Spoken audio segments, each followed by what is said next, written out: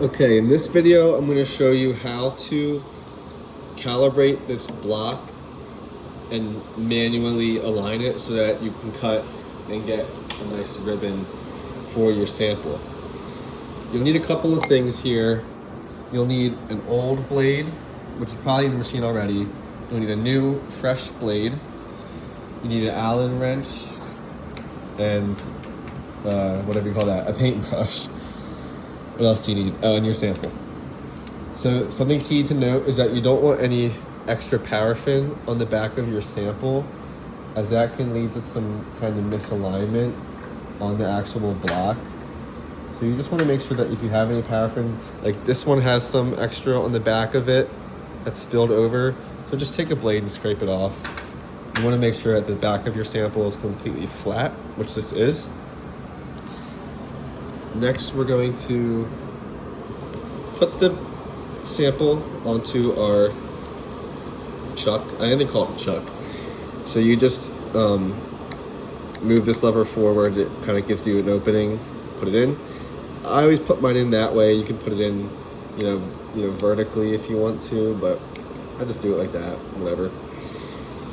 So, a couple things. When this lever is down, you can kind of move the block however you want to. We want to make sure that our block is first parallel with the blade, okay?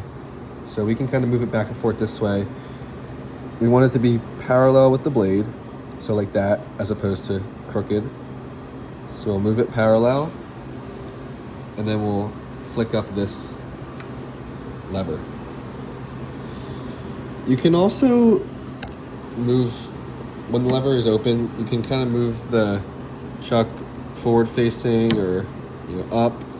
I keep it fully up so that when it like swings down, it'll go right with the blade. That's your goal, basically. So once we see we've achieved that, we can say, okay, we're good. You can also edit the angle of the blade with this. I recommend just keeping it at like number 3. It's not worth moving that around. Same thing with this. You can play with this, but I like to just keep it at 5. If you care about super fine details, then you can get involved with that, but only thing I really ever mess with is this alignment and just making sure that we're parallel with the blade, which we are. All right, so a couple of instructions. This lever, or whatever you call it, like this thing, it moves us back and forth. So you can see if you spin it, the block comes out. Spin it the other way, the block goes back in towards the machine. So we'll be using that a lot to edit our positioning. Also on the right, this is what sends us down and up, down and up. There's no lock. This is supposed to lock it. It doesn't work. But if you just keep it at like the maximum, it'll stay there. Whereas if you kind of leave it here, it might fall. So keep it up there. Basically what we want to do is get this as close to the blade as possible and cut off some thin slices. So we'll take our old blade, the one that's probably in the machine already, and we'll put it in. This lever here is what locks and unlocks the plate.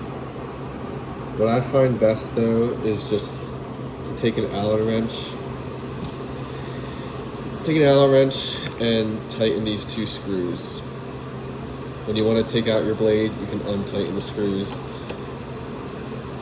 This is just way more easier, honestly.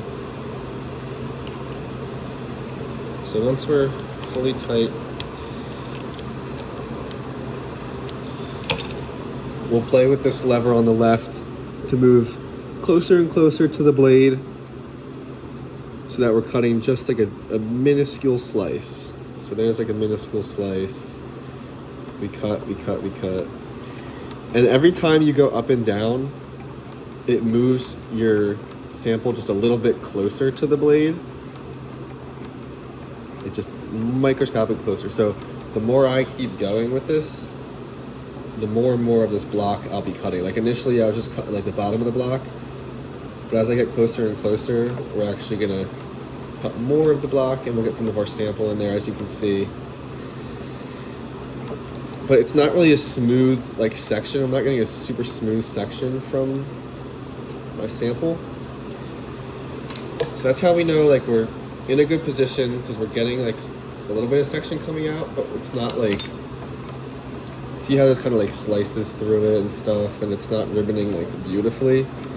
That means we probably have an old, somewhat dull blade.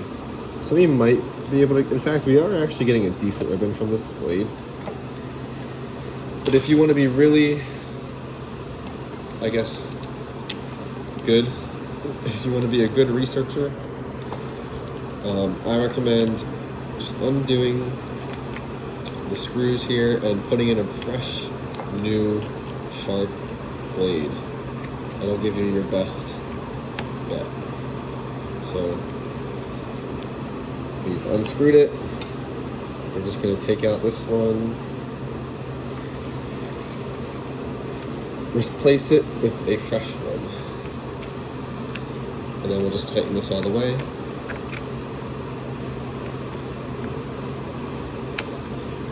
So that was actually pretty like good and lucky in terms of getting that good of a section right away. Sometimes you'll have to play with like the angles and the block alignment. You'll have to keep moving it back and forth. What I would say is move it as close to the blade as possible until you get like a really tiny sliver, and then don't move it anymore. Just keep slicing and slicing and slicing, because you'll get closer as you slice. So once you start cutting like a little sliver, just keep slicing. So here we keep going, and now you see we get a sample to come. And you can refer to my other video for how to actually pull a ribbon out, but you can see we're getting some beautiful slices. Nice sample in there. There's a couple little, yeah, it's a little bit of a slice hole there, as you might be able to see that, but I've been using this blade for a little bit as well. But that's how you do it. You just align it with the tools I showed you, and you'll get a nice little sample there.